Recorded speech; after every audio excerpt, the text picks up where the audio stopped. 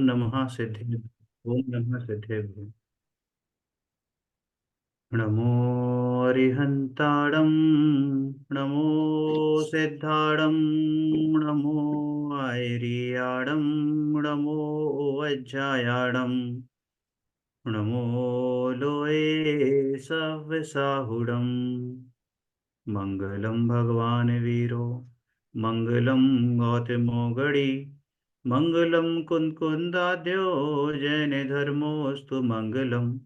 सर्वमंगल मांगल्यम, सर्वे कल्याणकारकम, प्रधानम सर्वधर्माणां जैनम जयतु शासनम, जैनम जयतु शासनम। मोक्षमार्गस्य नेतारं, वेत्तारं कर्मभूव्रतां, ज्ञातारं विश्वतत्त्वानां, वन्दे तद्गुणलब्धये, वन्दे तद्गुणलब्धये।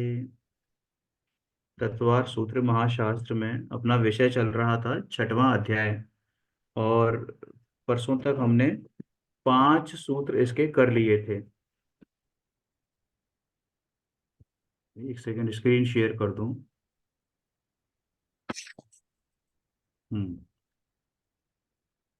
स्क्रीन आ रही है? हम्म। हाँ, आ रही है। आश्रव भाव में विशेषता। आश्रवों के कारण, आश्रवों के नंबर है अपने ग्रंथ का। कारण व भेदों की चर्चा के उपरांत अब उनकी विशेषताओं की चर्चा करते हैं। Page number. पेज नंबर 245 है इसमें। कंप्यूटर पर आपका होगा 127। ई नहीं, बुक मैं में टैब में 120। खोल रही हूँ। ततवार सूत्र की वो खोली है बुक।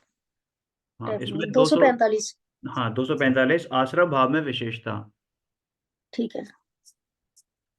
आश्रवों के कारण व भेदों की चर्चा के उपरांत अब उनकी विशेषताओं की चर्चा करते हैं।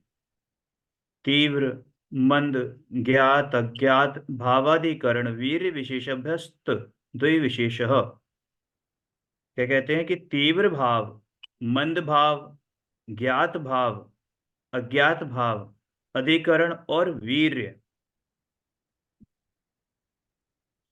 है ना, इनकी विशेषता से आश्रव भाव में विशेषता हो हो जाती है, यानी कि भेद पड़ जाता है। ये सब जो बताए हैं, ये क्या बताए हैं? आश्रव भावों के भेद बताए हैं। कैसे? कि क्रोधादि कषायों की तीव्रता को तीव्र भाव कहते हैं। आश्रव भाव के भेद थोड़ी है भैया, विशेषताएं हैं ना उसकी। विशेषताएं, हाँ, गुण है ना, विशेषताएं। कि मतलब ऊपर नीचे होते हैं ना, भाव किस तरीके से होते हैं, मंद भाव हैं, तीव्र भाव हैं, उसके हिसाब से क्रोधादि कषायों की तीव्रता को ये तो रहा। ठीक तीव्र है। भाव कहते हैं। कषायों की मंदता को मंद भाव कहते हैं। इस प्राणी का मुझे हनन करना चाहिए, इस प्रकार जानकर प्रवृत्ति करना ज्ञात भाव है। मद या प्रमाद के कारण, मद या प्रमाद के कारण बिना जाने, मद या प्रमाद के कारण बिना जाने प्रवृत्ति करना अज्ञात भाव है। जिसमें पदार्थ रखे जाते हैं आधार, वह अधिकरण है। द्रव्य की अपनी शक्ति विशेष वीर्य है। इसको पढ़ते हैं कि उक्त कारणों से आश्रव भावों में विशेषता आ जाती है, अंतर पड़ जाता है। विगत सूत्र में वर्णित, यानी विगत मतलब पिछला वाला जो सूत्र था अपना, उसमें क्या आया था कि 5 इंद्रिय, 4 कषाय, 5 अणुव्रत और 25 कषायों, 25 क्रियाओं में से किसी एक कारण से होने वाले कर्माश्रव में भी तीव्र मंद, तीव्र भाव, मंद भाव आदि कारणों से अंतर पड़ जाता है। तीव्र भाव से अधिक आश्रव होता है और मंद भाव से अल्प आश्रव होता है। ज्ञात भाव से अधिक आश्रव होता है और अज्ञात भाव से अल्प आश्रव होता है। अधिक हिंसा करने से, अधिक हिंसा करने की शक्ति वाले साधन रूप अधिकरण से अधिक आश्रव होता है और कम हिंसा की शक्ति वाले साधन रूप अधिकरण से अल्प आश्रव होता है। शक्ति विशेष को वीर्य कहते हैं। शक्ति विशेष को वीर्य कहते हैं। अधिक वीर्य सहित प्रवर्तमान हिंसादि द्वारा अधिक आश्रव होता है और कम वीर से प्रवर्तमान हिंसादि द्वारा अल्प आश्रव होता है। हिमांशु भाई थोड़ा सा एक्सप्लेन कर दीजिए इसको। इसमें तो स्पष्ट ही लिखी है बात, इसमें क्या समझना चाहते हो, उन्होंने ये बताया नहीं है। मतलब कुछ ऐसी बात जो मिस हो रही हो, जो हम इसका भाव नहीं नहीं समझ नहीं पा नहीं, ठीक है, बिल्कुल करेक्ट है, इसमें कोई ऐसी विशेष बात नहीं है। इसमें बस इतनी सी बात समझो कि जो पीछे 25 प्रकार बताए थे ना आश्रवों के, हम्म। अच्छा, इसमें उनमें। जो ये लाइन है अधिकरण वाली, ठीक है ना, ऊपर तो ये हम्म। लिखा हुआ है कि जिसमें पदार्थ रखे जाते हैं, जो हमने पढ़ा है कि जो आधार होते हैं षट कारकों में, हाँ है ठीक ना, है। आधार उसे अधिकरण कहते हैं। लेकिन जो जो ठीक है। नीचे जो लिखा हुआ है कि अधिक हिंसा की शक्ति वाले साधन रूप, तो वो तो हाँ करण वाली बात आ गई, क्योंकि करण को कहते हैं साधन तो। हाँ, तो अधिकरण भी साधन ही है वो आधार आधार। उधर तो अधिकरण का शब्दार्थ कर दिया, और अच्छा। यहाँ पे अधिकरण का भाव समझा रहे हैं। अच्छा। हाँ, जिसमें मतलब। पदार्थ रखे जाते हैं उनको तो हाँ। वहां तो शब्दार्थ के आधार से समझा दिया अधिकरण। हम्म। और यहाँ पे वो आधार बता रहे हैं कि जिस आधार से आप हिंसा कर रहे हो, माने अच्छा। आश्रवों को, जो आश्रवों के कारण है, हम्म। ऐसे कारणों में आपकी हम्म। कषाय के अनुसार हम्म। यदि तीव्र कषाय होगी उसी कार्य को करते समय, तो हम्म। तीव्र आश्रव होगा। और हम्म। उसी कार्य को करते समय मंद कषाय होगी तो मंद आश्रव होगा। जी। तीव्र क्रोध होंगे तो तीव्र आश्रव होगा, मंद होंगे तो मंद आश्रव होगा। ठीक है। हम्म। इसी प्रकार से जानबूझकर करोगे तो ज्यादा आश्रव होगा, अनजाने में करोगे तो मंद आश्रव होगा। हम्म। ठीक है ना। और शक्ति से, माने पूरी हम्म। शक्ति से, जितनी जितनी शक्ति लगाओगे, उपयोग आदि शक्ति के आधार से जितना करोगे उतना तो आश्रव होगा। वीर रे। है ना। हाँ, वही शक्ति।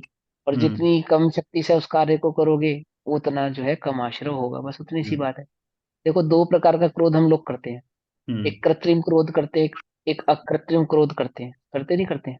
हम्म। झूठ मूठ का भी तो गुस्सा करते हैं हम। हाँ बिल्कुल, प्रिटेंड करते हैं कि भाई यहाँ गुस्सा हो रहे हैं। हाँ, तो वो हम्म। मंद कषाय और मंद शक्ति। हम्म। और जो तेज को गुस्सा करते हैं नेचुरल, वो हम्म। तीव्र कषाय और तीव्र शक्ति। समझे। हम्म। ऐसा। हम्म। तो ये सब चीजें हैं, इनसे आश्रवों में विशेषता आ जाती है, मतलब उनके बंध के कारणों में विशेषता पड़ जाती है।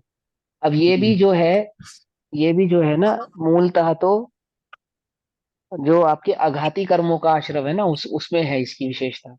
हम्म। घाती कर्मों में तो कोई खास विशेषता नहीं आती, उसमें तो मिथ्यात के कारण हाँ निरंतर असाता का ही बंध रहता है। बिल्कुल। और वो तीव्रता लिए ही रहता है, जितना गाढ़ा मिथ्यात्व रहता है उतनी तीव्रता ही उसमें रहती है अनंतानुबंधी के आधार। हम्म। तो ये आघाती कर्मों के आधार से बताई जा रही है बात। हम्म। क्योंकि मंद कषाय जो होती है वो तो आघाती कर्मों के उसमें ही होती हाँ है ना, हाँ उसी में हाँ, शुभ भाव आघाती में पड़ेगा। आघाती। हाँ, वो सारा वो पहले बता भी चुके होंगे इसमें। हम्म। इन्होंने पहले इसको डिस्क्राइब भी किया होगा, पंडित जी ने, दादा ने। हम्म। तो वो यहाँ पे आघाती कर्मों में होने वाले आश्रवों का भेद है ये। हाँ ये बात तो आई ठीक है थी ना। ना, पहले भी आई थी कि आघाती कर्म में तो मात्र अशुभ कर्म का ही, वो घाती आश्रव कर्म रहता है, तो हाँ, मात्र घाती। अशुभ कर्मों का ही आश्रय होता है। आश्रव होता है, हाँ, घाती हम्म। कर्मों में मात्र घातक कर्मों का ही आश्रव होता है, जो हाँ। आत्मा के अनुजीवी गुणों का घात करते हम्म। हैं ना। बस ठीक है। इतना ही है। ठीक है। अधिकरण। आश्रव भाव में होने वाली विशेषताओं की चर्चा के उपरांत अब आश्रव के अधिकरणों की चर्चा करते हैं, जो इस प्रकार हैं। अधिकरणम जीवा जीवाः। आद्यम संरंभ समारंभ आरंभ आरंभ योग कृत कारितानुमत कषाय विशेषे स्त्री स्त्री स्त्री चतुश्चैकशः। दोबारा पढ़ते हैं। आद्यम संरंभ समारंभ आरंभ योग कृत कृत कृत योग कृत कारित अनुमत कषाय विशेषे त्रिश त्रिश त्रिश चतुश्चैकशः। निर्वर्तना निक्षेप संयोग निसर्गा द्वि त्रिभेदः परम। आश्रव के आधार जीव और अजीव हैं। इस प्रकार अधिकरण दो प्रकार का हो गया, जीवाधिकरण और अजीवाधिकरण। आदि आरंभ का जीवाधिकरण 108 प्रकार का है। आदि का जीवाधिकरण, आदि यानी आरंभ का जीवाधिकरण 100 प्रकार का है, 108 प्रकार का है। समरंभ, समारंभ और आरंभ ये तीन, मन वचन काय ये तीन, कृत कारित अनुमोदना ये तीन, और क्रोध मान माया लोभ ये चार। तो कुल मिलाकर 3 गुणा 3 गुणा 4 यानी 108 प्रकार का जीवाधिकरण होता है। निर्वर्तना, निक्षेप, संयोग और निसर्ग, यानी निर्वर्तना 2, निक्षेप 4, संयोग 2 और निसर्ग 3, ये सब अजीवाधिकरण के भेद हैं।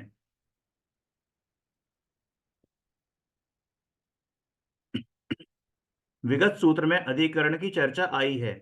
उसी बात को स्पष्ट करते हुए कहा गया है कि आधार की अपेक्षा आश्रव 2 प्रकार का होता है, जीवाश्रव और अजीवाश्रव। यहाँ जीवाश्रव के 108 भेद बताए गए हैं, 108 प्रकार बताए गए हैं। तात्पर्य यह है कि जीव के 108 प्रकार के भावों से कर्मों का आश्रव होता है, इसलिए जीवाश्रव को भावाश्रव भी कहते हैं, है ना। हमने पढ़ा था ना कि भाव कर्म और द्रव्य कर्मों में, और उसके बाद फिर जीवाश्रव और भावाश्रव भी पढ़ा था कि उसमें जो, अगर हम कर्मों की अपेक्षा से बात करें कि कर्मों का आना यानी द्रव्य कर्मों का आना, तो वो द्रव्य आश्रव कहा, ठीक है।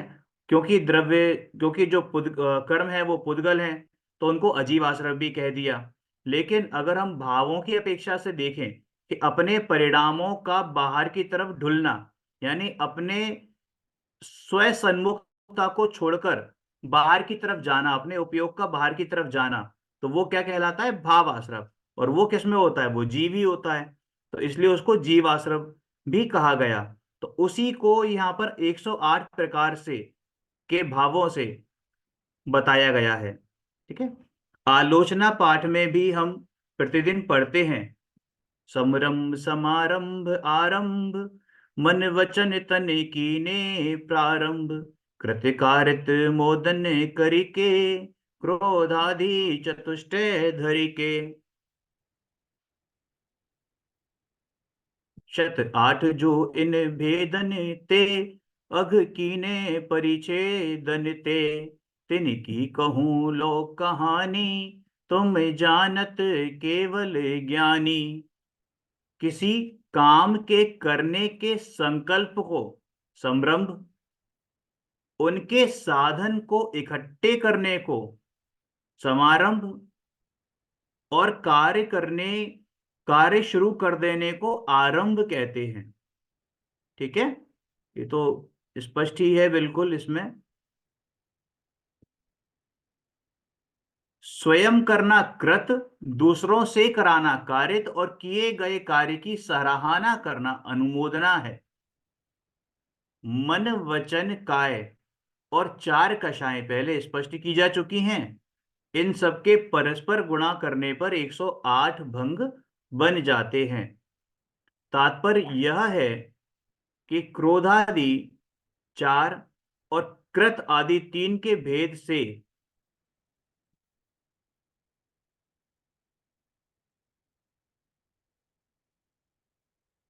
क्रोध आदि 4 और कृत आदि 3 के भेद से काय आदि योगों के समरंभ समारंभ और आरंभ से विशिष्ट करने पर प्रत्येक के 36 भेद होते हैं। क्रोधकृत क्रोधकृत काय संभ्रम, मानकृत काय संभ्रम, मायाकृत काय संभ्रम, लोभकृत काय संभ्रम। तो क्रोध कारित काय संभ्रम, मान कारित काय संभ्रम, माया कारित काय संभ्रम, लोभ कारित काय संभ्रम, क्रोधानुमत काय संभ्रम, मानानुमत काय संभ्रम, मायानुमत काय संभ्रम और लोभानुमत काय संभ्रम। इस प्रकार संभ्रम 12 प्रकार का है। संभ्रम संभ्रम 12 प्रकार का है। समारंभ और आरंभ भी इस प्रकार से 12 प्रकार का होकर 36 प्रकार के काय योग होते हैं। और इसी तरह, और चूंकि योग कितने 3 हो गए ना, मन वचन काय, तो 3 का गुणा आप 36 में कर दो तो 108 गुण 108 प्रकार जीवाधिकरण के हो जाते हैं। अब अजीव अधिकरण की चर्चा करते हैं। कोई इसमें है किसी को शंका, कुछ पूछना हो, जिज्ञासा ऊपर जीवाधिकरण में? समझ में आ रहा है? हाँ जी हाँ भैया जी, तो आ समझ रहा है। आगे हाँ जी भैया, आ रहे हैं। अब अजीवाधिकरण की चर्चा करते हैं। उत्पन्न करने, रचना करने या बनाने को निर्वर्तना कहते हैं। मूल गुण निर्वर्तना और उत्तर गुण निर्वर्तना के भेद से निर्वर्तना दो प्रकार की होती है। मूल गुण निर्वर्तना, निर्वर्तना। निर्वर्तना, निर्वर्तना उत्पन्न वर्तना करना। मतलब किसी काम में लगना, इंगेज होना होता है ना। हाँ, वो वर्तना होता है, लेकिन निर्वर्तना का जो अर्थ है वो ये है यहाँ पर कि किसी चीज की उत्पन्न, उत्पत्ति, रचना या बनाना, हम्म। है ना। उसमें दो भेद किए हैं, मूल गुण और उत्तर गुण। मूल गुण की अपेक्षा, वो मूल गुण क्या है, मूल गुण निर्वर्तना क्या है कि मन वचन काय प्राण और अपान, अपान यानी कि श्वासोच्छ्वास की रचना, मन वचन काय प्राण और श्वासोच्छ्वास की रचना मूल गुण निर्वर्तना है। काष्ठ यानी लकड़ी, काष्ठ कहते हैं ना, काठ की, काष्ठ आदि पर चित्र आदि बनाना, पुस्तकें लिखना, ये उत्तर गुण निर्वर्तना है। नहीं समझ आया ये वाला। देखो भैया बताएंगे, हिमांशु भाई बताइए जरा प्लीज। ये निर्वर्तना वाला। हाँ हाँ। निर्वर्तना के भैया जो वो, दो। और आगे पढ़ो, अपना क्लियर हो जाएगा। पढ़ो आगे, एकदम साफ क्लियर हो जाएगा। ठीक है, ठीक है। रखने को निक्षेप कहते हैं, और निक्षेप चार प्रकार का होता है। बिन देखे वस्तु को रख देना अप्रत्यवेक्षित निक्षेप है। दुष्टता पूर्वक असावधानी से वस्तु को रखना दुष्प्रमष्ट निक्षेप है। किसी भयवश या किसी अन्य कार्य को करने की एक जल्दी में वस्तु को एक मिनट, पटक देना सहसा निक्षेप है। और देखो बिना देखो रुको। देखी या बिना साफ की हुई जमीन पर पड़े रहना अनाभोग निक्षेप है। ये आया नहीं इसके अंदर, मैं बता देता हूँ, इसके अंदर क्लियर नहीं हुआ। देखो, रचना करने का नाम निर्वर्तना है। रचना करने का नाम निर्वर्तना, यानी किसी चीज को बनाना, ठीक है। तो ये बता रहे हैं, जो ये चर्चा चल रही है, निर्वर्तना की चर्चा चल रही है, निर्वर्तना निक्षेप आदि की, उसमें ये समझाना चाहते हैं कि जो अ, जो अजीव होता है, अजीव, हम्म। अजीव अधिकरण, यानी अजीव में होने वाली निर्वर्तना, यानी कि अजीव में होने वाली रचना। हम्म। तो मन वचन और काय, ये जीव के होते हैं या अजीव के होते हैं? जीव जीव के के। होते हैं, लेकिन ये होते नहीं अजीब नहीं हैं। नहीं, उद्गल के होते हैं ना। हाँ, पुद्गल के ये होते हैं। उद्गल से बनते हैं ना, ये जो द्रव्य हम्म। द्रव्य हम्म। बनता है, यानी द्रव्य हम्म। मन, लेकिन द्रव्य धारण तो वचन। जीव ही कर, मतलब होते तो तभी कहे जाते हैं ना, जीव ही उनको ठीक है, वो असमान कई, जाति वो पर्याय तो की अपेक्षा। वो तो वो तो वो तो ठीक है, वो भाव की अपेक्षा से कहते हैं। हम्म। लेकिन जो इनकी रचना होती है, वो पुद्गल में इनकी ही जो, होती है। वो पुद्गल में होती है। हम्म। तो पुद्गल से मन का बनना, हम्म। यानी हृदय मन का, और हम्म। पुद्गल की वाणी यानी वचन का बनना, पुद्गल से हम्म। शरीर का बनना, हम्म। पुद्गल से प्राणों का बनना, ठीक है। हम्म। और पुद्गल, श्वासोश्वास भी पुद्गल की होती है। हम्म। तो इस प्रकार से जो पुद्गल की रचना होती है, वह मूल गुण निर्वर्तना कहलाती है, हम्म। ठीक है। और जो हम अन्य अन्य पुद्गल के अन्य जो सामान बनाते हैं, हम्म। ठीक है, जैसे काष्ठ आदि पर चित्र आदि जैसे बनाना। पेपर हाँ पेपर वगैरह, कास्ट का मतलब पहले कास्ट चलते हाँ थे, इसलिए वो उसकी अपेक्षा से बात करी गई है।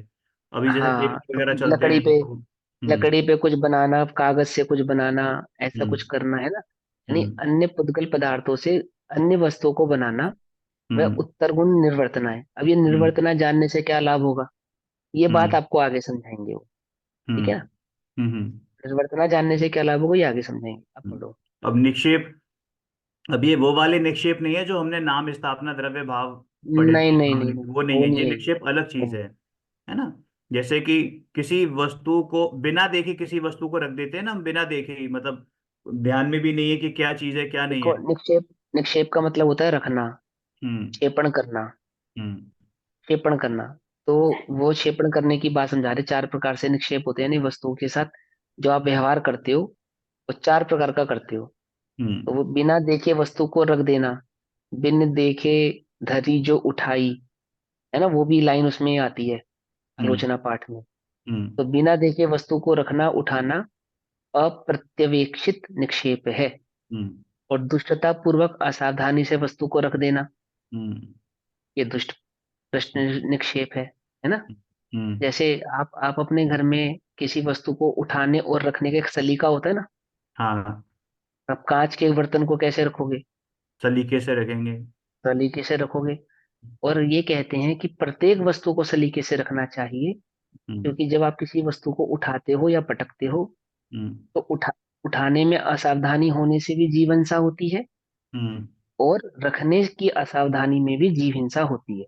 बिल्कुल, कई बार होता है ना, गुस्सा आती है और हम पटक देते हैं कि अरे भाड़ में जाए ये। पटक देते हैं, ऐसे कर हाँ। देते हैं, वो कर देते हैं। हम्म तो ये असावधानियां हैं, इनसे हिंसा होती है। हम्म किसी भयवश या अन्य कार्य करने की जल्दी में हम्म वस्तु को पटक देना सहसा निक्षेप है ना। जल्दी जल्दबाजी में चीजों को रखना, धरना, उठाना, रखना, हम्म इसमें भी जीव हिंसा होती है। और हम्म बिना देखी हुई या बिना साफ की हुई जमीन पर पड़े रहना हम्म अनाभोग निक्षेप है। यानी उस पे लेट जाना, उस पे बैठ जाना, उस पे किसी वस्तु को रख देना बिना ये देखे कि वहां पे कोई जीव है या नहीं है, हम्म बिना इस बात का ज्ञान करे, ये हम्म अनाभोग नाम का निक्षेप है। हम्म प्रश्न है कि निक्षेपों की चर्चा पहले भी आई है। हम्म। वे निक्षेप अलग हैं और ये निक्षेप समान रूप रखने रूप हैं। समान रखने ये रूप है, बिल्कुल। हाँ, ये सम, आश्रव भाव के रूप हैं। हम्म। और समिति प्रमाण और टाइप से। हाँ, और प्रमाण और नयों के साथ जानने के उपाय के रूप में आए हैं। आए हैं। क्यों जानने? देखो, ये आपके ना व्यवहार को सुधारने के लिए, जीव हिंसा तो हो से तो बचोगे ही बचोगे, प्लस हम्म। जो आपका व्यवहार है, आचरण है, उसके अंदर एक डिसिप्लिन पैदा होगा। समझ रहे हो बिल्कुल। आप? एक डिसिप्लिन आएगा आपके, तो वो डिसिप्लिन आपके जीवन में होना चाहिए। हम्म। डिसिप्लिन क्यों? डिसिप्लिन की क्या जरूरत है? क्योंकि डिसिप्लिन एक जागृत व्यक्ति में ही हो सकता है, बेहोश व्यक्ति में नहीं हो सकता। बिल्कुल। और मोक्ष मार्ग जो है वो जागृत व्यक्तियों का मार्ग है, बेहोशी में रहने वाले व्यक्तियों का मार्ग नहीं है। आप चिंतन तो करते हो कि क्या नाम है, मैं जीव हूं, लेकिन कषायों के काल में कषाय कर बैठते हो। क्यों? क्योंकि आपका ये चिंतन मैं जीव हूं, ये भी बेहोशी का ही चिंतन है, बिल्कुल। ये जागृत अवस्था का चिंतन नहीं है। अज्ञात जो अवस्था में व्यक्ति, अज्ञानी होके कर रहे हैं हाँ, चिंतन, हम ज्ञानी होके कर रहे हैं। हम्म बेहोश होकर ही चिंतन कर रहे हो आप। हम्म यदि आप जागृत अवस्था में चिंतन करोगे कि मैं जीव हूं, तो जहां आपको कषाय नहीं करनी चाहिए, और या जहां कषाय की तीव्रता का आवेग नहीं है, ऐसी जगहों पे जो आप कषाय कर जाते हो ना, छोटी छोटी बातों पे टेंस्ड हो जाते हो, छोटी छोटी बातों पे हाइपर हो जाते हो। ये अभी सुबह चर्चा करोगे कि क्या नाम है, जो होना है सो निश्चित है, केवल ज्ञानी ने गाया है। 5 मिनट बाद पता लगा जी, चेहरा उतरा हुआ है, क्या हुआ, क्या होगा, कैसे होगा, कुछ पता ही नहीं है। ये हम्म क्या है? आप क्या कर रहे थे? पूजा में क्या पढ़ रहे थे? तो आप बेहोशी में पढ़ रहे थे। आप जो प्रवचन कर रहे थे बेहोशी में कर रहे थे। आप जो कक्षा सुन रहे थे या सुना रहे थे, वो बेहोशी में कर रहे थे आप, होश में नहीं कर रहे हो। हाँ, क्योंकि मतलब जब होश तक वाले, आपने समझा नहीं, उसको इम्प्लीमेंट नहीं हम्म, किया, तब तक आपका हाँ, वो पढ़ना और पूजा करना बेकार है। मतलब आप उसका उसके ऊपर सम्यक चिंतन नहीं कर रहे हो। जैसे आप शक्कर के प्रति जागरूक हो, शक्कर है ना, शक्कर, उसके प्रति हाँ। जागरूक हो आप। हम्म हम्म। क्या जागरूक हो? कि नींद में भी कोई आपसे पूछेगा कि दूध मीठा करने के लिए क्या करूं, तो आप सीधा कह दो कि शक्कर डालो। और आप हम्म। देखो कि आप आधी नींद में उठ के भी यदि बच्चे के लिए दूध गर्म करोगे और उसमें शक्कर ही मीठा डालेंगे डालोगे, ना। तो शक्कर ही डालोगे, नमक नहीं डालोगे, है ना। ये भूल नहीं हो सकती आपसे। लेकिन कैसी अद्भुत बात है कि 5 मिनट पहले आप कह रहे थे कि जो होना है सो निश्चित है। 5 मिनट हम्म। बाद ही कोई ऐसी छोटी सी घटना, मामूली सी, जिसके प्रति भेद विज्ञान करने की भी आवश्यकता नहीं है, जो हम्म। अज्ञानी भी जान सकता है कि अरे ये तो कोई बात नहीं है, समय का चक्र है, तो उस बात हम्म में भी आप इतने विहल हो जाते हो, टेंस हो जाते हो, बीपी हाई कर लेते हो, लो कर लेते हो, आदि आदि, इतनी सारी चीजें आप अपने एकदम चिंतित हो जाते हो। तो ये हम्म बताती है कि अभी आप जो पढ़ रहे हो या जो भी आप समझ रहे हो, ये आपकी प्रमाद, यानी कि आपने वह सब चीजें बेहोशी में याद कर ली हैं बस। कुछ नहीं है, कुछ नहीं समझा अभी आपने। बड़ी विपत्ति आएगी जब सर पे सगड़ी जलेगी, है, और जब क्या नाम है, लोहे के तपते हुए गहने पहनाए जाएंगे, या सीता की तरह अपमान सहना पड़ेगा, अंजना की तरह अपमान सहना पड़ेगा, अथवा कुष्ठ रोगी उस श्रीपाल की तरह अपने राजपाट को छोड़ना पड़ेगा, रावण आदि के चक्कर में आके रामचंद्र जी को ना वो घर छोड़ के जंगल में वास करना पड़ेगा। जब ऐसी विपत्ति आएंगी तब क्या करोगे आप? ऐसी विपत्तियों में क्या चीज भेद विज्ञान करोगे? जब ऐसी नॉमिनल विपत्तियों में ही भेद विज्ञान आपका जागृत नहीं रहता, नॉमिनल सी विपत्तियों में आप इतना सा ये समझ नहीं पाते कि क्या नाम है, ये जो है ये कर्म का उदय है, अथवा उद्गल का परिणमन है, अथवा मैं इससे भिन्न ज्ञायक तत्व हूँ, अथवा ये जो होना है सो निश्चित है, केवल ज्ञानी ने गाया है, आदि आदि। तो सोचो बड़ी विपत्तियों में क्या होगा आपके साथ। तो ये दर्शा रही है इस बातों को कि आपको उठने का, बैठने का, सामानों को उठा के रखने का, है ना, चीजों को देख के चलने का जो ये विवेक है ना, ये जो जागृति है आपके अंदर में, एक होश, ये आपको सतर्क रखेगा इस बात से कि मैं जीव हूँ। केवल ज्ञानी भगवान ने मुझे मोक्ष मार्ग में एक मार्ग बताया है, रत्नत्रय का जो मार्ग, मुझे उस पर चलना है। ये उसकी जागृति, इसका वो विवेक समझ है नहीं ये। आई। समझ में आई बात? बहुत अच्छा ये उसके समझाया। हाँ, ये उसके प्रति जागृति के लिए है। अब जब हम्म इतनी भी जागृति नहीं है तुमको कि सामान को कैसे उठा के रखना है, हम्म तो सोचो बड़ी विपत्ति में क्या करोगे आप। बिल्कुल। समझे ना, भागते फिरोगे इधर से उधर, इधर से उधर। तो ये आपके चेतना में शांति, जो जागृति की, शांति की जो जागृति बनी रहे, तो जिसको जो छोटी वस्तु के प्रति जागृत होगा, तो वो बड़ी के प्रति तो आपो आप ही जागृत रहेगा। और जो छोटी सी छोटी बात के प्रति भी जागरूक नहीं हो पाया है, उससे हम क्या उम्मीद करें कि वो बड़ी बातों के प्रति जागरूक हो जाए। समझे? तो इसलिए ये सारी बातें आपको सिखाएंगे कि बोलने का विवेक, उठने का विवेक, बैठने का विवेक, खाने का विवेक, कैसे खाना, है ना, इसी प्रकार से पूजा पाठ आदि का विवेक, स्वाध्याय का विवेक, ये सब विवेक क्या है? सिर्फ और सिर्फ एक जागृति। इनसे जीव हिंसा से तो बचोगे ही, अल्प हिंसा होने से अल्पाश्रव होगा, और अल्प हिंसा अल्पाश्रव के साथ साथ जो चित्त जागृति रहेगी, वह आपको रत्नत्रय के मार्ग पर लेकर जाएगी। ये सब भाव इस बात के लिए आपको समझाए जा रहे हैं। समझ में आई बात? हम्म। हाँ, ये ऐसा। अब आगे पढ़ो। बहुत बढ़िया समझाया आपने। बहुत अच्छे निक्षेपों की से समझाया। निक्षेपों की चर्चा पहले भी आई है। वे निक्षेप अलग हैं और ये निक्षेप समान रखने रूप हैं। ये आश्रय भाव रूप हैं और वे प्रमाण और नयों के साथ जानने के उपाय के रूप में आए हैं। अनेक वस्तुओं के मिलाने को संयोग कहते हैं, है ना। अभी देखो पीछे आया था ना ये संयोग। हम्म निर्वर्तना निक्षेप संयोग निसर्गादि चतुर्दि त्रिभेदा परम। तो इसमें आप संयोग के बारे में बता रहे हैं कि अनेक वस्तुओं के मिलाने को संयोग कहते हैं। उसके दो भेद हैं, उपकरण और भक्तापान। शीत उष्ण यानी गर्म सर्द और शुद्ध अशुद्ध उपकरणों को मिला देना उपकरण संयोग है। सचित अचित खान पान को मिला देना ये भक्त जैसे पान जैसे संयोग है। जैसे आप सुबह आजकल गर्म पानी से नहाते होंगे, हाँ, वही दिमाग में आ या रहा था, तेज गर्म पानी को ठंडे पानी में मिला हम्म तेज देना।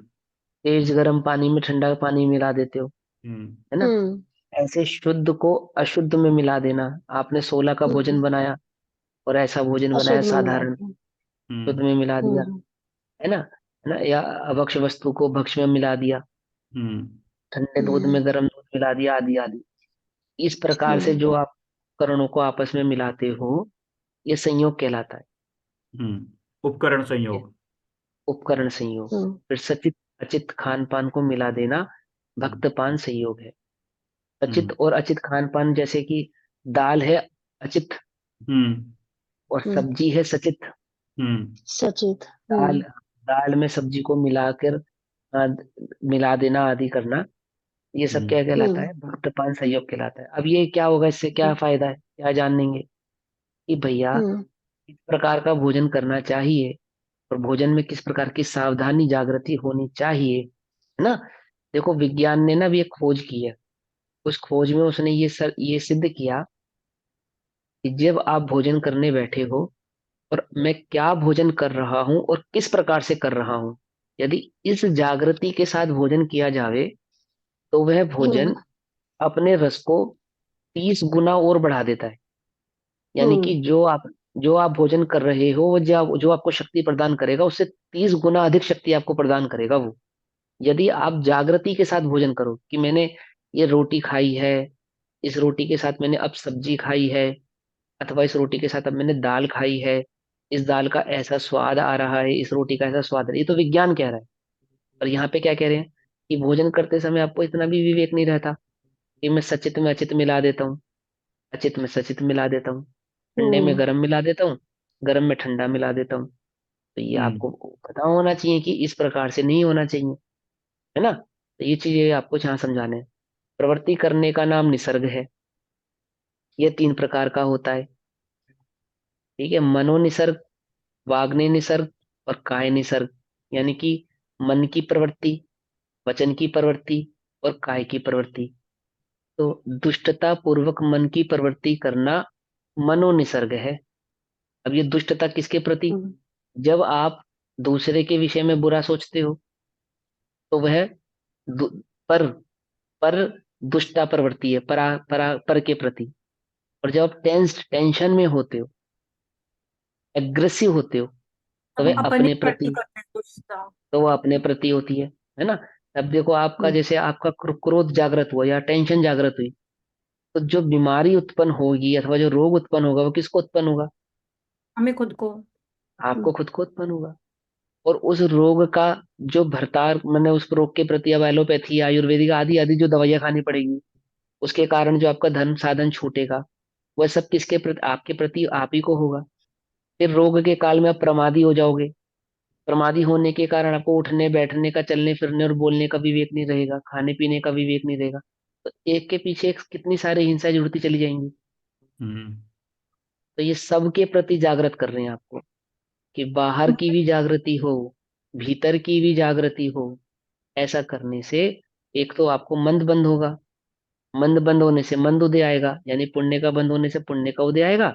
तो ऐसे संयोगों का उदय नहीं आएगा जो आपको रोग आदि का कारण बने अथवा धर्म आदि से दूर ले जाने का कारण बने। उसके बाद भी यदि कोई तीव्र कर्म का बंध आपको उदय में आता है, तो ये सब जागृतियां आपको सचेत रखेंगी।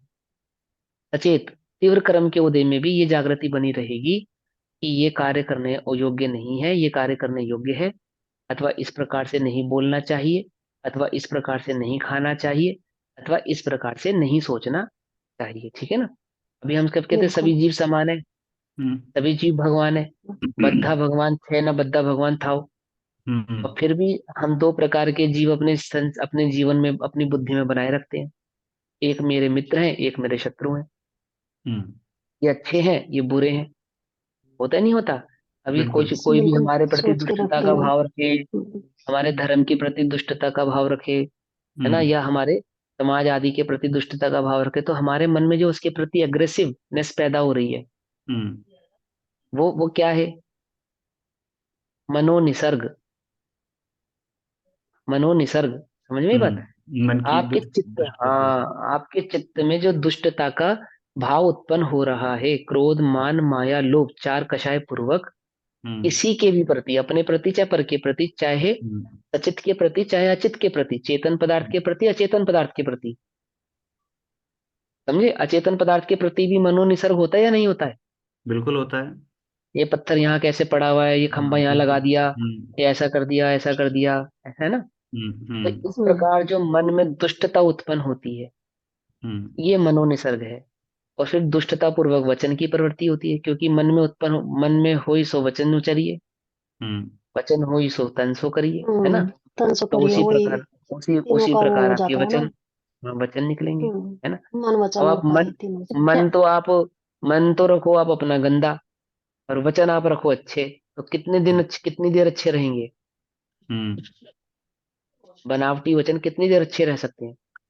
हम्म कुछ ही देर। कभी कहीं ना कहीं तो आपकी जो मनोवृत्ति है, मनोप्रवृत्ति है, वह वो आपके वचनों वचनों में में आएगी ही झलकेगी। और आएगी। फिर वो काया में भी आएगी। और वो काया में भी आएगी।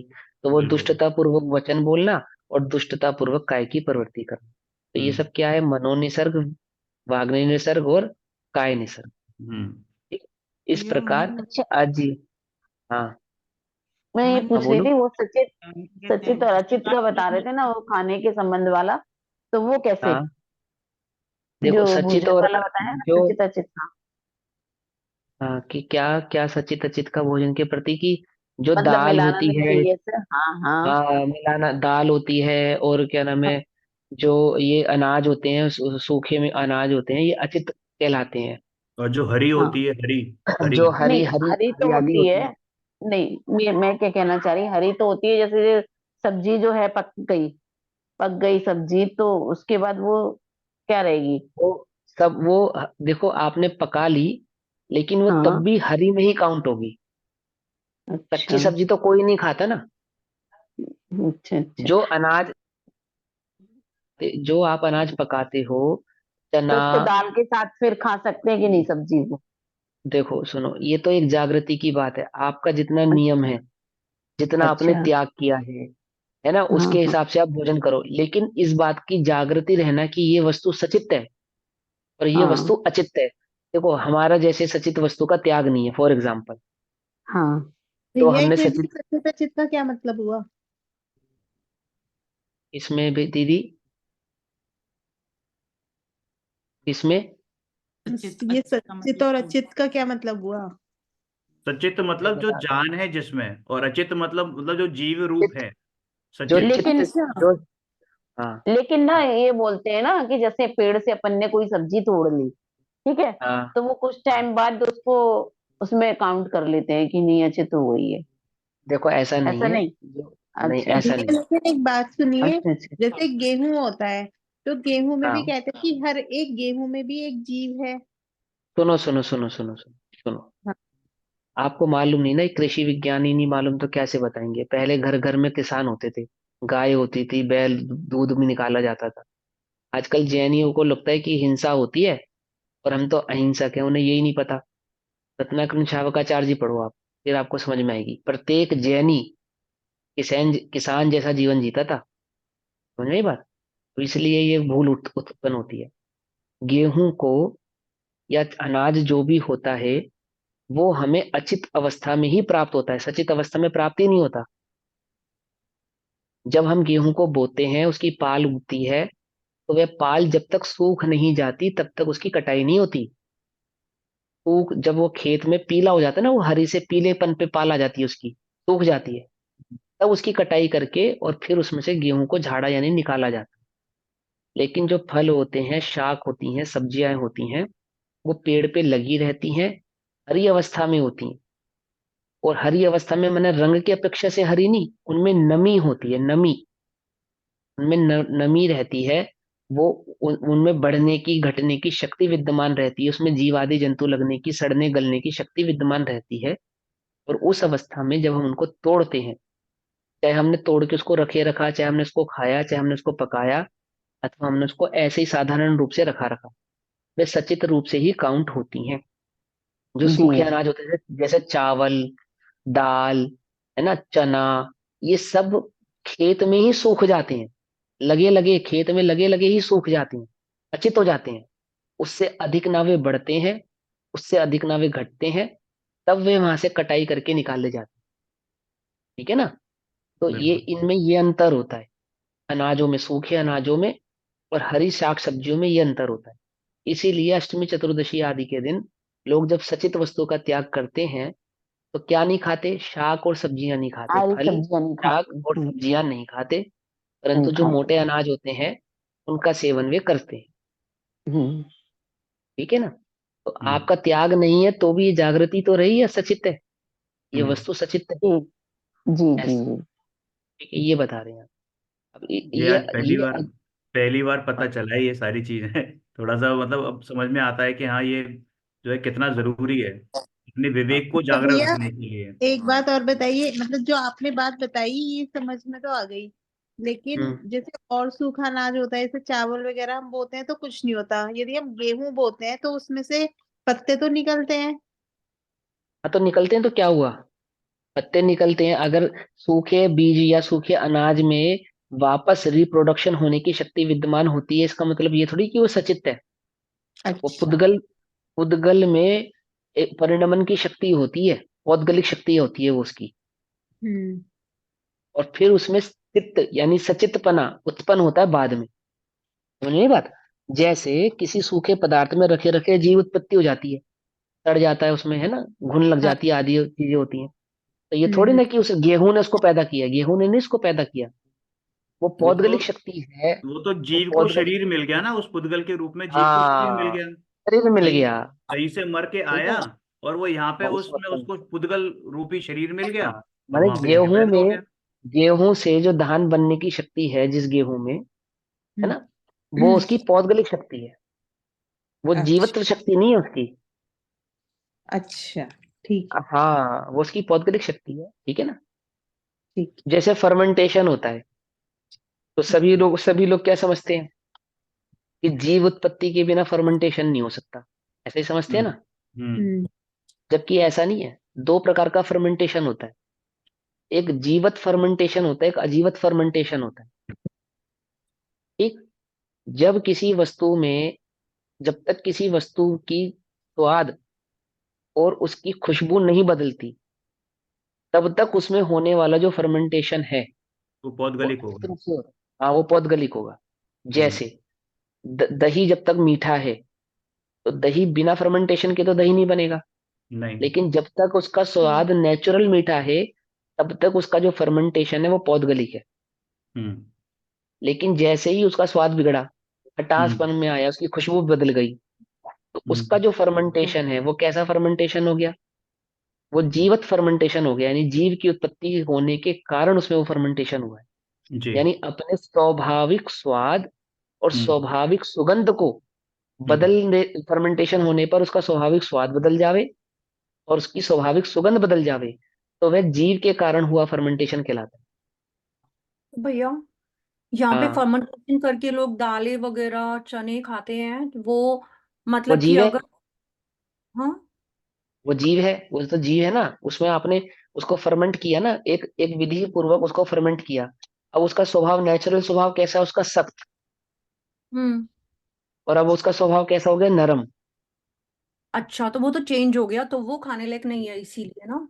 हाँ हाँ, इसलिए उसमें जीव उत्पत्ति होती है, जीव है मतलब वो। जैसे जो अंकुरित करते हैं ना, अंकुर निकालते हैं अंकुरित, हाँ। चने वो में। नहीं हाँ, खाते हैं, पता है मुझे, इसीलिए मुझे लगा कि कह रहे हैं ना भैया कि अगर उसमें स्वाद बदला, मतलब वही जानना चाह रही थी बदल कि गया क्या ना, वो भक्ष्य है। बदल गया ना। नहीं है। हाँ, हाँ, बिल्कुल स्वाद बदल जाता है उसका। स्वाद पूरा बदल जाता है लेकिन उसका। दही सॉफ्ट भी जो हो गया, जावन चना से भी सॉफ्ट जमाते हो गया। हैं, जो दही हाँ, आराम जावन से से क्या। जमाते हैं, उसके लेके बहुत डाउट रहता है कि वो भक्ष्य भक्ष्य चलित का। रस भी, अब, आप चलित रस बोलते हैं उसको, स्वाद हाँ, बदल जो जाता है। स्वाद, देखो सुनो, जो खट्टेपन के जो दही होते हैं जितने हम्म, भी, वो सारे के सारे जीव के अपेक्षा से हुए हुए फर्मेंटेशन होते हैं। ठीक है। जो अब मीठे आपको वाले हमें होते खाना, हैं जीव की अब अपेक्षा सुनो, से ही कौन। हाँ, अब आपने पूछा हमें खाना चाहिए नहीं, तो उसका सिंपल साधारण उत्तर यह है कि नहीं खाना चाहिए। अब मुझे दही छोड़ना है, तो अब पंडित टोडरमल जी की बात को समझेंगे यहाँ पे। पंडित टोडरमल जी कहते हैं कि पहले स्थूल यानी बड़ा पाप छोड़ो। फिर ऐसा छोटा। पाप, हाँ, ऐसा पाप कि जिसको लोक में ही पाप माना जाता है, धर्म की तो बात ही छोड़ दो, जिसको लोक में ही कहा जाता है ये पाप है, हम्म, ऐसे पाप को पहले छोड़ो। ठीक। फिर स्थूल पाप को छोड़ो, यानी कि जिस धर्म में आप हो उस धर्म में जिस बात को पाप माना जाता है। अब देखो, एक आप आलू भी खाते हो और एक आप दही भी खाते हो, तो हम्म, पहले क्या छोड़ोगे? आलू। आलू। आलू हाँ, चलेंगे। पहले आलू छोड़ो, और फिर जब दही छोड़ो। छोड़ेंगे, फिर उसके बाद दही छोड़ेंगे। समझ गए ना? हाँ हाँ। ये भी तो तो कहते एक हैं ना कि स्टेज, दही तो मुनि भी खाते हैं, लेकिन तो जमाने का बोला ना, तरीका अलग होता है। मैंने आपको बता दिया कि जब तक वह मिठास रूप लिए रहती है, तब तक वह हम्म, अजीब फर्मेंटेशन, उसमें पौद्गलिक फर्मेंटेशन हुआ है। अच्छा, और जब चाहे वो उसका दाल स्वाद से बिगड़ गया, जमाई जमाई गई हो फिर भी। अब वो एक एक डिटेलिंग बात है, वो बाद में उसकी चर्चा मैं आपको डिटेल में फिर समझाऊंगा। ठीक है ठीक ना। है। हम्म, लेकिन अभी इतनी सी बात आप समझ लो बस, मूल बात ठीक ये है। है। हाँ, ठीक है। सही है। तो और ये वो अच्छा। अचित मिलाना नहीं चाहिए क्या? दाल में सब्जी मिला देते हैं जो, ये जो पॉइंट अभी पढ़ा था, वो क्या मिलाना नहीं चाहिए? देखो, ये ऐसा है कि आप मिला, आपका त्याग नहीं है जैसे अचित वस्तु को खाने का, आपने मिला के खा ली, कोई बात नहीं। अच्छा। परंतु ये जागृति रहना त्याग कि ये कर सचित देते है। हो। ये हम्म, जागृत, ये बात आपके ज्ञान का विषय रहना कि ये सचित है, सचित है, हाँ, वो तो ज्ञान ये तो बात। है ही, वो सचित है। आचार्य टमाटर आचार्य डालते कुंद हैं। कुंद आचार्य कुंद कुंद देव ने क्या कहा? आचार्य कुंद कुंद देव ने कहा, शक्य हो तो करो, अशक्य हो तो नहीं करो, परंतु शक्य की श्रद्धा रखो। तो शक्य की श्रद्धा रखो, दैट मीन्स क्या? क्या कि यह चित्त है, ये अचित्त है, ये अपक्ष है, ये भक्ष है, ये करने योग्य है, ये नहीं करने योग्य है। ये विवेक तो सदा जागृत ही रहना चाहिए, भले ही आप उस कार्य को कर पावे अथवा नहीं कर पावे, पर ये जागृति तो रहे। अभी क्या हो गया है कि जिन वस्तुओं का हमें त्याग नहीं है, तो उन वस्तुओं के प्रति हमें जागृति भी नहीं है। राइट, सही बात है। समझो, उन वस्तुओं के प्रति हम प्रमादी हुए बैठे हैं। वो त्याग नहीं है, कोई बात नहीं, लेकिन जागृति तो रखो। आप रात्रि में भोजन करते हो, मैं रात्रि भोजन का समर्थन नहीं कर रहा हूँ, एक बात समझा रहा हूँ कि रात्रि में भोजन करते हो, ठीक है, आप नहीं छोड़ पा रहे, पर ये विवेक तो रखो कि नहीं करना चाहिए। सही बात है। लेकिन आप तो ये बात भूल ही गए कि नहीं करना चाहिए, आप कर रहे हो और आप उसको बस करे जा रहे हो, करे जा रहे हो। आपको ये जागृति नहीं है चित्त में कि नहीं करना चाहिए, बल्कि आप उल्टा ये उपाय ढूंढ रहे हो कि मैं कैसे सिद्ध कर दूं कि करने में कोई दोष नहीं है। समझे ना? बिल्कुल, अथवा दोष तो सारा वही है कि है हम ना, ये नए सिद्ध नए करने को उपाय, रहते हैं कि कोई दोष नहीं है। दोष नए नए नहीं है, वो नए नए तरीके उसको ढूंढते हैं, उसमें नए नए उपाय ढूंढते हैं। ढूंढते हैं। तो वो आचार्य आपको ये चीज समझा रहे हैं कि जागृति रखो। हम आपके ऊपर डंडा लेके नहीं चल रहे हैं। वो तो जितना आप राग घटाओगे, जितना आपका मोक्ष मार्ग प्रशस्त करोगे, जितना आप करोगे, वो तो आप ही के लिए भले की बात है, इसमें हमारा क्या लाभ है। लेकिन ऐसा मत करो कि उसके प्रति जागृति ही नहीं रखो। क्यों? क्योंकि जो व्यक्ति जागृत रहेगा उसका मोक्ष मार्ग सुलझता जाएगा, सुलझेगा। और जो जागृति नहीं रखेगा उसका कभी नहीं सुलझेगा, कभी नहीं होगा। कभी नहीं सुलझेगा। समझे ना? वो तो निरंतर दलदल में फंसा ही रहने वाला है। हम्म ठीक है ना? तो आपके आचरण में, यानी कि आपके जीवन में वह जैन तो कैसे झलकेगा कि आपको आप आत्मा के प्रति जागरूक हो? कैसे मालूम चलेगा हमें? कैसे पता चलेगा? है ना? विवेक से। हाँ, आदि पुराण में एक प्रसंग आता है, कितना सुंदर प्रसंग है, जागृति का प्रसंग बता रहा हूं मैं आपको। भरत चक्रवर्ती जब सर्वप्रथम इनको ये बात मालूम चली कि आदिनाथ को, भगवान आदिनाथ को क्या हो गया, केवल ज्ञान प्रकट केवल हो गया, ज्ञान हुआ है। तो वो अपने सिंहासन से उठे, हम्म 3 हाथ आगे बढ़े और साष्टांग नमस्कार किया। नमस्कार किया। कैसे किया होगा साष्टांग नमस्कार? भूमि को देख कर, शोध कर, हम्म और फिर उसका नमस्कार किया। एक दूसरी जागृति सुनो कि जब वे उस समूह में भगवान के दर्शन के लिए भरत चले, तो अपने रथ पर बैठकर चले, और रथ पे बैठकर जब वो समूह की ओर पहुंचे, तो जब उनको दूर से ही समूह नजर आया ना कि समूह, हम्म तो वहीं अपने रथ से उतर गए। वहीं वहीं अपने रथ से उतर गए और समूह तक पैदल चले। समझे मेरी बात को? कौन? चक्रवर्ती, भरत चक्रवर्ती। समझे? हम्म हाँ, ये क्या दर्शाता है? ये भरत के आंतरिक, उसकी सजगता को दर्शाते हैं। विवेक, ये सजगता। भाव उसके विवेक, उसकी सजगता को, कि कितना जागृत है वो व्यक्ति। अपन तो अभी मद में है, चक्रवर्ती मद में। होने के बावजूद भी। हाँ, हम किस मद में हैं? हम किस मद में हैं? अब हम तो अपने जरा सी निधि के मद में ही यह भूल गए कि वो 3 लोक के नाथ का समोचरण है, आदि आदि। लेकिन वो भरत चक्रवर्ती होते हुए भी कितने जागृत हैं कि दूर से उन्होंने देखा कि भगवान का समोचरण, वहीं हम्म अपने रथ से उतर के पैदल ही, हम्म पैदल ही समोचरण में गए।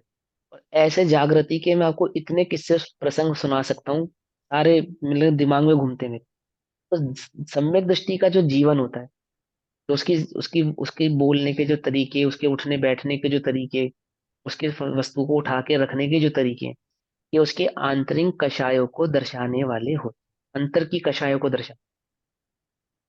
समझे ये बात? रामचंद्र जी भी पहले रावण से क्या कह रहे हैं कि देख भाई सुन, मैं युद्ध नहीं चाहता, तो सीता को ससम्मान वापस लौटा दे, बात खत्म, बात खत्म। और हम क्या कह रहे हैं? तू सामान मेरा वापस कर ना कर, पर मैं तुझे छोड़ूंगा नहीं। सही कितना बात है। अंतर है, देखो, है कितना अंतर है ना। हम क्या कह रहे हैं? तू मेरी वस्तु लौटा चाहे मत लौटा, वो तो बात की बात रही, पहले तू हम्म मुझसे निपट। और वहां क्या हो रहा है? वो कह रहे तू स्वसम्मान सीता को लौटा दे, मैं युद्ध और नहीं बात चाहता, खत्म करो। बात खत्म करो, युद्ध नहीं चाहता। तो आप उसकी सजगता को देखो कि जिसको आत्मा रुचा है, जिसको आत्मा की रुचि हुई है, कि मन वचन और काया में कितनी सजगता, कितनी सहजता रहती है। ये बात समझो यहाँ इस तत्वार सूत्र में जो आपको ये बात समझा रहे हैं उसके माध्यम से, ठीक है? बिल्कुल। ऐसा। चलिए बहुत बढ़िया। आज के लिए इतना ही, बाकी कल प्रारंभ करते हैं।